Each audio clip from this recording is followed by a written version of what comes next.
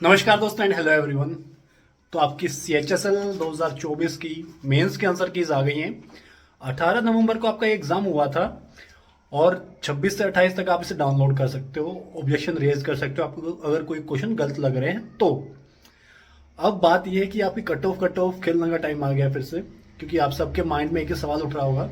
जैसे answer keys आपकी download हो जाएंगे, आप चेक कर लोगे अपने क्वेश्चंस। अभी हो सकता है वेबसाइट थोड़ा बिजी हो, नोटिस आप देख रहे होंगे, अब स्क्रीन पे आपको दिख रहा होगा और आप वेबसाइट से डाउनलोड कर सकते हैं। जो इंस्ट्रक्शन है कि आप लिंक पे जाइए, अपना रजिस्ट्रेशन आईडी पासवर्ड डालिए, वहां से आप अपना चेक कर सकते हैं प्रोसीजर फॉलो करके, डाउनलोड करके उसे एज ए PDF सेव कर लीजिएगा।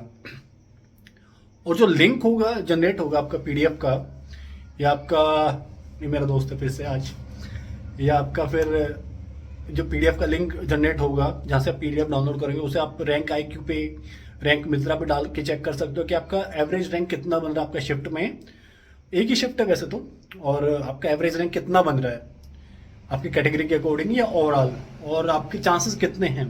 नोटिस में बात ये भी की गई है कि जैसे ही आपका ये सारा सिलसिला हो जाएगा, उसके बाद से आपका ऑप्शन कम प्रेफरेंस फॉर्म भी मांगा जाएगा, जिसमें आपको डालना होगा डिफरेंट आपकी मिनिस्ट्रीज में आपकी पोस्ट है LDC की, जो कि 12th बेस का आपका एग्जाम था, तो LDC की पोस्ट ही 1900 ग्रेड पे की, और DEO वगैरह की है तो वो आप देख लेना।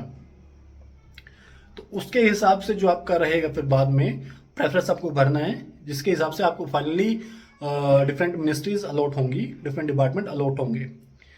तो ये तो बात होगी आपकी CHSL की, और इसमें कट ऑफ क्या होने वाली है वो आप एक बार चेक कर लीजिए data online, rank IQ, rank Mitra पे कुछ आइडिया लग जाएगा। आप कमेंट भी कर सकते हैं कि आपकी मार्क्स कितने बन रहे हैं और आपकी कैटेगरी क्या है, उससे थोड़ा हम भी चेक करेंगे। एंड हो सकता है तो आपके लिए एक वीडियो बनाई जाएगी प्रॉपर। आप रैंक IQ, रैंक मित्रा पे चेक कीजिए, वहाँ पे भी आप चेक कर सकते हैं। अगर आप चाहते हैं गूगल सर्वे कंडक्ट किया जाए तो वो भी किया जाएगा आपके लिए। तो आप कमेंट करके बताएं, टेलीग्राम ग्रुप को ज्वाइन कर लें। टेलीग्राम ग्रुप का लिंक, टेलीग्राम चैनल का लिंक आपको डिस्क्रिप्शन बॉक्स में मिल जाएगा। बात कर लेते हैं फिर से MTS के बारे में 2024 के। आपको पता है कि 14 तारीख को खत्म हुआ था, 14 नवंबर को, एंड 19 को एक जगह से दोबारा एग्जाम कराया गया था बिहार में, पूर्णिया से। अब कल मैंने एक वीडियो डाला था कि भाई चांसेस ये भी कि ऑल ओवर द इंडिया भी ऐसा हो सकता है, डिफरेंट जगह पे ऐसा हो सकता है। तो लोगों ने कहा कि भाई 1000 ही कैंडिडेट हो सकते हैं जो ऐसे फ्रॉड वाले हों, वो बिहार में ही ऐसे होंगे, नॉर्थ ईस्ट में नहीं होंगे, साउथ में नहीं होंगे। देखिए, अगर ये पकड़ में नहीं आते बिहार वाले, तो हमें नहीं लगता कि कोई भी ये मानने को तैयार होता कि हाँ वहाँ ऐसा है। लेकिन पर्सनली मेरा ये मानना है, और आप में भी जानते होंगे काफ़ी लोग आपके बीच में ऐसे होंगे जो देश के विभिन्न हिस्सों से आते होंगे और वो अपने आसपास कहीं ना कहीं देखते होंगे। ऐसा हो सकता है कि बिहार में ये काफ़ी ज़्यादा मात्रा में हो, लेकिन आप ये डिनाई नहीं कर सकते कि कहीं और बिल्कुल नहीं हुआ होगा। जितना पकड़ में आएगा उतना अच्छी बात है। काफ़ी लोग कह रहे हैं कि भाई अगर एग्ज़ाम कैंसिल हुआ तो जिन्होंने मेहनत से एग्ज़ाम दिया है तो उनके लिए नाइंसाफ़ी होगी।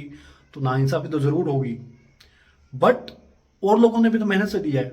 फॉर एग्जाम्पल, अगर 1000 कैंडिडेट्स ऐसे हैं जो गलत तरीके से सीट ले गए, जो पकड़ में आ गए उससे अलग भी गलत तरीके से सीट ले गए, और वो सीट उन कैंडिडेट्स की जाएंगी जो निचले सतर पे होंगे उनसे, ठीक है।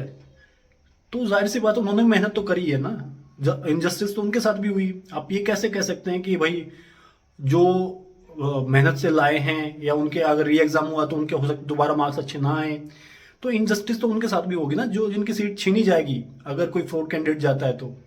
कल की वीडियो पे कमेंट आए हैं कि भाई आप कैसे कह सकते हो कि 300 ही कैंडिडेट्स हैं, 1000 ही कैंडिडेट्स, आप कैसे कह सकते हो कि, मैं आपसे पूछ रहा हूँ आपको कैसे पता कि 1000 कैंडिडेट्स होंगे? 4000 भी हो सकते हो, 5000 भी हो सकते हैं। आप जानते हो कि किसने किया किसने नहीं किया है। इन्वेस्टिगेशन अच्छे से होनी चाहिए, थोरोली होनी चाहिए। और रही बात, काफ़ी लोग कह रहे हैं कि लैब्स में कैमराज होते हैं वहाँ से चेक किया जा सकता है।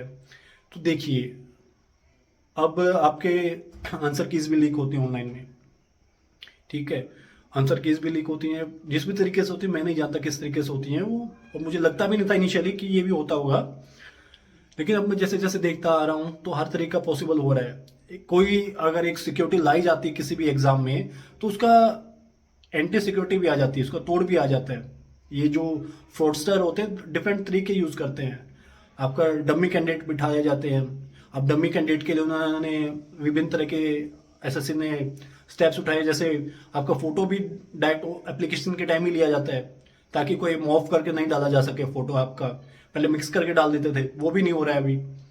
तो काफी सॉल्यूशन उन्होंने किए एसएससी ने, बट स्टिल लूप होल्स भी उन्हीं की तरफ से हो रहे हैं। अब जो केस पकड़ा गया है उसमें एसएससी के लोग भी शामिल है, कुछ उसमें टीसीएस के लोग भी शामिल है, उसमें लैब वाला भी शामिल है।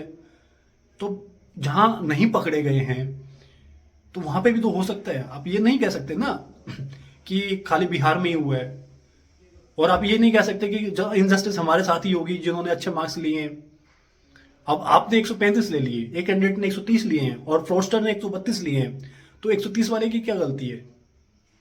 अब आपके 2 क्वेश्चन ठीक हो गए, 130 वाले के 2 क्वेश्चन गलत हो गई, तो हर बार होता रहता है।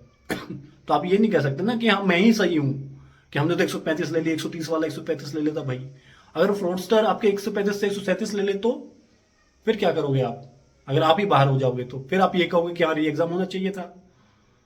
मैं री एग्जाम के फेवर में नहीं हूं और ना मैं कैंसिलेशन के फेवर में हूं। मैं चाहता हूं सिर्फ इन्वेस्टिगेशन हो। मैं क्या, मोस्टली कैंडिडेट्स चाहेंगे, कोई भी लोग है, ठीक है।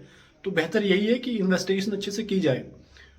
और कुछ लोग ये भी कह रहे थे कि भाई अगर फ्रॉड अगर बिहार में हुआ है तो नॉर्थ ईस्ट की या साउथ की कट ऑफ कैसे जा जाएगी? तो बिहार के कैंडिडेट्स हों या दिल्ली के कैंडिडेट्स हों, वो प्रेफरेंस तो ऑल ओवर द इंडिया ही देंगे ना, तो उस हिसाब से सारा वर्क करेगा। तो इस वीडियो में बस इतना ही है, समझ गए तो आप ठीक है। बाय बाय, धन्यवाद, जय हिंद।